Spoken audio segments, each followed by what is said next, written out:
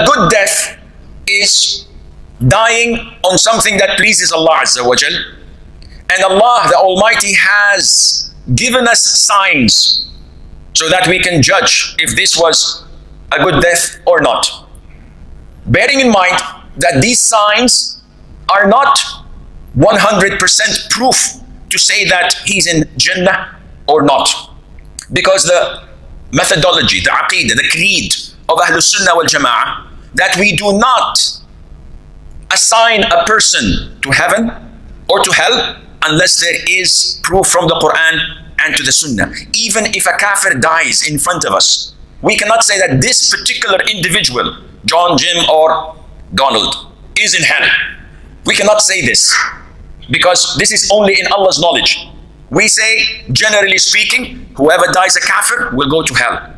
And whoever dies a Muslim will go to paradise. Whoever has these signs in him, we pray and wish and we're hopeful that he will be among the people of Jannah because this was a good sign. So let us go through some of these glad tidings given to us.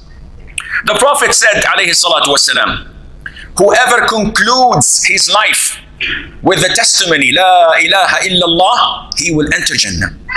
And this is straightforward.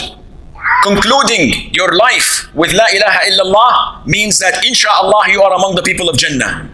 Whether you pass by hell to cleanse some of your sins, this is a different topic. Eventually you will go to Jannah. And this is one of the benefits of remembering Allah.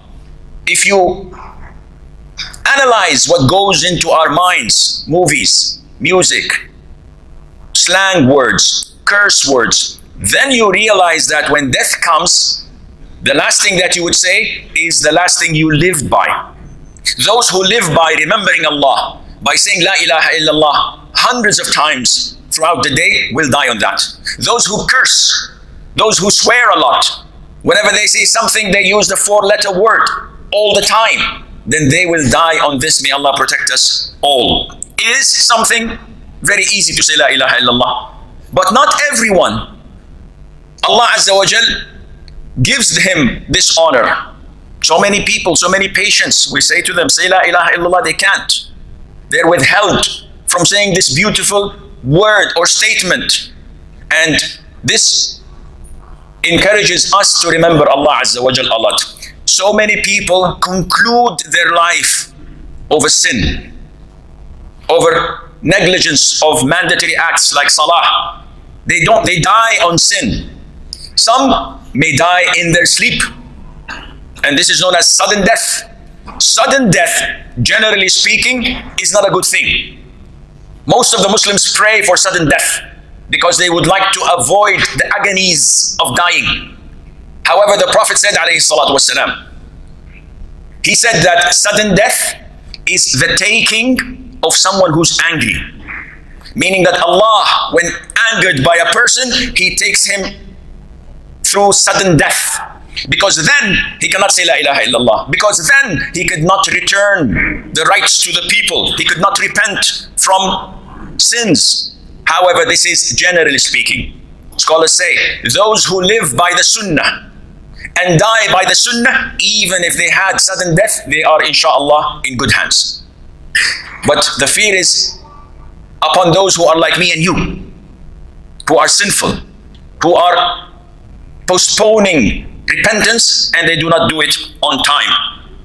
Among the good signs of a good death, and I've seen this myself personally, most of you have, is the sweat that comes to someone who's dying just before they die. The Prophet said, alayhi salatu wasalam, the believer dies with sweat on his forehead. And this is a well-known fact. A lot of the Muslims, when they are on their dying bed, even if the temperature is very low, they sweat a lot, especially in the forehead area, when their body or when their soul departs their body. Among the good signs is to die on a Friday. We know that the best days of the week, the best day of the week is Friday, and the benefits of Friday are a lot. But among the noticeable blessings of Friday, that whoever dies On a Friday, Allah Azza wa Jal would protect him from the trial and the torment of the grave. The Prophet said, alayhi salatu wasalam, there is no Muslim who dies on the day of Friday or the night of Friday. The night of Friday is not after sunset today. It is last night, after yesterday's sunset. This is called the night of Friday. Whoever dies in the day of Friday or the night of Friday, but Allah will protect him from the trial, from the fitna of the grave.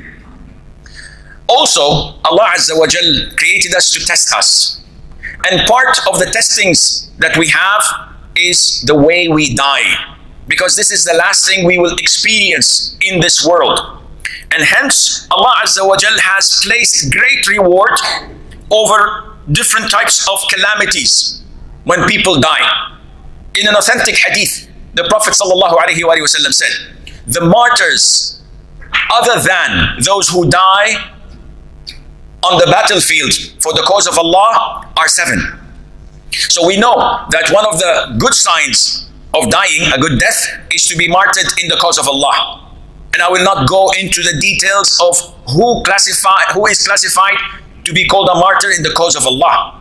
Because nowadays, anyone that dies here and there, they call him, he died as a martyr, and this is not true. There are conditions for being classified as someone who died in the cause of Allah. So the Prophet says, alayhi salatu wasalam, listing to us these 7, he says, a man who dies in the plague, the well-known epidemic, a man who dies drowning, a person who dies from pleurisy, and this is something, an illness that comes in a person's body, a person who dies through stomach aches or stomach diseases, a person who dies in a fire, a person who dies under a collapsing building, a person or a woman who dies while being pregnant or while in labor. She is considered to be a martyr. And also a person who dies because of tuberculosis. The Prophet ﷺ lists for us these illnesses, the plague, tuberculosis, dying under a collapsing building, a falling building, being burnt to death in a fire, drowning, those who die with cancer, whether it's intestines cancer or anything in the stomach area, or any similar disease that causes diarrhea or vomiting continuously until he dies. A woman dying in her labor or due to her pregnancy. All of those, providing that they're patient, providing that they do not complain or say anything that dooms their life, their world, and their hereafter, they will die as martyrs. So when someone loses a loved one to such a trial, he's saddened, but at the same time, he's happy because he's seen them being patient, and he is hopeful and wishful that they will, inshallah, be rewarded for that. Likewise, part of martyrdom is to die defending yourself. The Prophet said, alayhi salatu wasalam, whoever is killed defending his wealth is a martyr. Someone wants to steal your money and you fight him off and you kill him, he goes to hell. And if he kills you, you go to paradise. Whoever is killed defending his family is a martyr. Even if you are overwhelmed by people attacking your family, you defend them even if they defeat you and kill you. Even if you are certain of being killed, you must stand up and defend your honor, defend your wife, defend your daughter, defend your sister, even if it leads to you dying. The Prophet says, whoever is killed defending his religion is a martyr, and whoever is killed in self-defense is a martyr. Having said that, we're not allowed to directly go and kill others who are transgressing against us.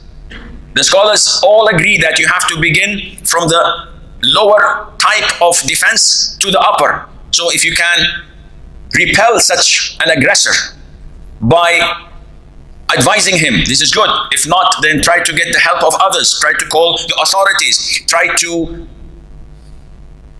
make him stop through either shooting him in the hands or in the legs, but not to go directly and killing him. If his transgression cannot be stopped except by killing him, then the Prophet ﷺ says that this is permissible, and Allah Azza wa Jal knows best. أقول هذا القول وأستغفر الله لي ولكم فاستغفروه إنه هو الغفور الرحيم.